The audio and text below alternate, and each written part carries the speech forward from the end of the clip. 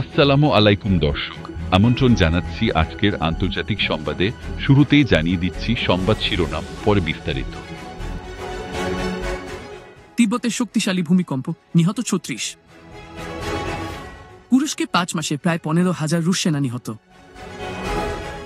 গাজায় একদিনে আরও ৪৮ ফিলিস্তিনিকে হত্যা করলে ইসরায়েল। সাজা স্থগিতে অস্বীকৃতি, অপরাধী হিসেবেই প্রেসিডেন্ট হবেন ট্রাম্প। দর্শক, এতক্ষণ শুনছিলেন সংবাদ শিরোনাম, এখন বিস্তারিত। চীনে তিব্বতের প্রত্যন্ত পার্বত্য অঞ্চলে মঙ্গলবার ৭ জানুয়ারি শক্তিশালী ভূমিকম্প আঘাত হেনেছে। এতে এখন পর্যন্ত ৩৬ জনের প্রাণহানির খবর পাওয়া গেছে। চীনা মিডিয়ার বরাত দিয়ে এই তথ্য জানিয়েছে বার্তা সংস্থা এএফপি। প্রতিবেদনে বলা হয়েছে, তিব্বতের এই ভূমিকম্পনের কম্পন বাংলাদেশ, নেপাল, ভারত, ভুটানে অনুভূত হয়েছে। মার্কিন ভূতাত্ত্বিক সংস্থা ইউএসজিএস জানিয়েছে, মঙ্গলবার স্থানীয় সময় সকাল ৯টা ৫ মিনিটে ভূমিকম্পটি আঘাত হানে। এর মাত্রা ছিল রিক্টার স্কেলের ৭.১। ভূপৃষ্ঠ থেকে এর গভীরতা ছিল ১০ কিলোমিটার। তবে চীনের পক্ষ থেকে বলা হয়েছে, এই ভূমিকম্পের মাত্রা ছিল ৬.৮। সিনহুয়ার প্রতিবেদনে বলা হয়েছে, ভূমিকম্পের উৎপত্তিস্থল ছিল তিব্বতের রাজধানী লাসা থেকে প্রায় ৫০ মাইল পশ্চিমে। ওই এলাকার নিকটবর্তী ড্যামাকসং কাউন্টির গেদার শহরে হতাহতের ঘটনাগুলো ঘটেছে। এখন পর্যন্ত ৩৮ জনের আহতের খবর পাওয়া গেছে।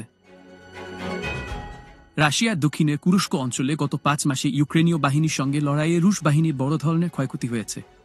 এই সময়ে কুরস্কে রাশিয়ার প্রায় ১৫,০০০ সেনা নিহত হয়েছেন। ইউক্রেনের প্রেসিডেন্ট ভলোদিমির জেলেনস্কি গতকাল সোমবার এ দাবি করেছেন। গতকাল রাতে নিয়মিত ভিডিও ভাষণ দেন জেলেনস্কি। ভাষণে তিনি বলেন, কুরস্কে অভিযান চলাকালে শত্রুপক্ষ রাশিয়া প্রায় ১৫,০০০ সেনা হারিয়েছে, যা অপূরণীয় ক্ষতি। তবে কুরস্কে রাশিয়ার ক্ষয়ক্ষতির যে হিসাব জেলেনস্কি দিয়েছেন তা যথার্থ কিনা এমন কোনো প্রমাণ তিনি হাজির করেননি। গত আগস্টে রাশিয়ার কুরস্ক অঞ্চলে ব্যাপক অভিযান শুরু করে ইউক্রেন। তারা অঞ্চলটির কিছু অংশ দখল করে নেয়। যদিও রাশিয়ার সামরিক বাহিনীর দাবি, বেদখল হওয়া ভূখণ্ডের বেশিরভাগ অংশ তারা পুনরুদ্ধার করেছে। ইউক্রেন বলেছে, তারা গত রোববার অঞ্চলটিতে নতুন আক্রমণ শুরু করেছে। তবে এ ব্যাপারে তারা বিস্তারিত কিছু বলেনি। ইউক্রেন ও পশ্চিমাদের হিসাব মতে, রুশ বাহিনীর পাশাপাশি প্রায় ১১,০০০ উত্তর কোরীয় সেনা কুরস্ক অঞ্চলে মস্কোর হয়ে লড়াই করছেন। কুরস্কে উত্তর কোরীয় সেনাদের উপস্থিতির কথা নিশ্চিত বা অস্বীকার কোনোটাই করেনি রাশিয়া। গতকাল সোমবার রুশ প্রতিরক্ষা মন্ত্রণালয় বলেছে, ইউক্রেনের অগ্রসর হওয়ার প্রচেষ্টা বানচাল করা হয়েছে। উত্তর পূর্বাঞ্চল থেকে কুরস্ক শহরমুখী একটি রাস্তার কাছে বেলদিন বসতির কাছে অবস্থানরত ইউক্রেনের বাহিনীকে ধ্বংস করে দেওয়া হয়েছে।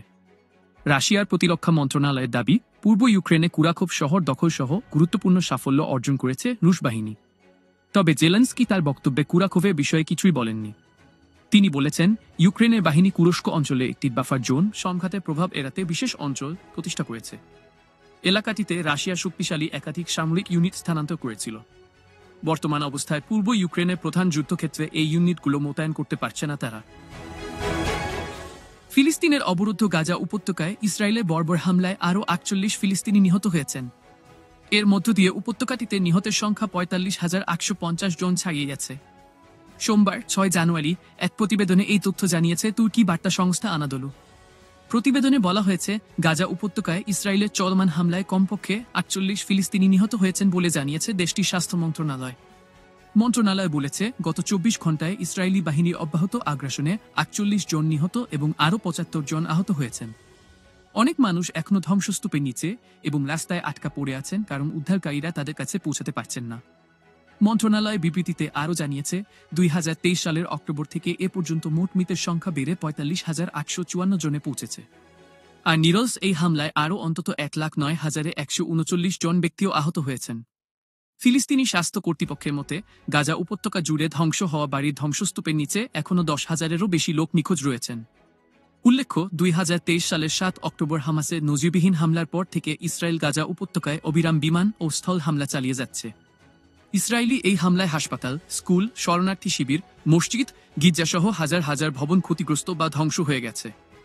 এছাড়া ইসরায়েলি আগ্রাসনের কারণে প্রায় ২০ লাখেরও বেশি বাসিন্দা তাদের বাড়িঘর ছাড়তে বাধ্য হয়েছেন। আর ক্ষতিগ্রস্ত বা ধ্বংস হয়ে গেছে অবরুদ্ধ ভূখণ্ডের ৬০% অবকাঠামো। নবনির্বাচিত আমেরিকার প্রেসিডেন্ট ডোনাল্ড ট্রাম্পের সাজা স্থগিতের আবেদন প্রত্যাখ্যান করেছেন নিউ ইয়র্কের ম্যানহাটন আদালতের বিচারক জুয়ান মেরচান। তিনি সেই বিচারক যিনি এই বসন্তে ডোনাল্ড ট্রাম্পের অপরাধমূলক মামলার বিচার পরিচালনা করেছিলেন। গত শুক্রবারের সাজা স্থগিতে ট্রাম্পের অনুরোধ প্রত্যাখ্যান করেছেন তিনি। এর ফলে সাজা কার্যকর হওয়ার আগে শেষ মুহূর্তের আপিল লড়াই শুরু হতে যাচ্ছে। ট্রাম্প এখনও আপিল আদালতের সহায়তা চাওয়ার চেষ্টা করতে পারেন। তার আইনজীবীরা দাবি করছেন, স্থানীয় সময় সোমবার এক রায়ে বিচারক জুয়ান মেরচান ট্রাম্পের প্রেসিডেন্সিয়াল ইমিউনিটির দাবি এবং তার মামলার দোষী রায় উভয়কেই ভুলভাবে প্রত্যাখ্যান করেছেন। আদালত বিবাদী যুক্তিগুলো পর্যালোচনা করেছে এবং দেখতে পেয়েছে যে সেগুলো মূলত তার পূর্বে উপস্থাপিত যুক্তিগুলোর পুনরাবৃত্তি। গত মে মাসে নিউ ইয়র্কের একটি জুরি ট্রাম্পকে 34টি অপরাধমূলক অভিযোগে দোষী সাব্যস্ত করেন। অভিযোগগুলো 2016 সালে প্রেসিডেন্ট নির্বাচনের আগে প্রাপ্তবয়স্ক চলচ্চিত্র অভিনেত্রী স্টর্মি ড্যানিয়েলসকে নীরব থাকতে দেওয়া অর্থ প্রদানের সঙ্গে সম্পর্কিত। ট্রাম্প এই সম্পর্কের অভিযোগ অস্বীকার করেছেন। বিচারক মেরচান সাজা কার্যকর করার তারিখ নির্বাচনের পরে নির্ধারণে ট্রাম্পের অনুরোধ মঞ্জুর করেছিলেন। তবে গত শুক্রবার সাজা কার্যকর করার নতুন তারিখ নির্ধারণ করেন। তিনি ট্রাম্পের প্রেসিডেন্ট নির্বাচিত হিসেবে ইমিউনিটি দাবি এবং মামলাটি বাতিল করার প্রচেষ্টা প্রত্যাখ্যান করেন।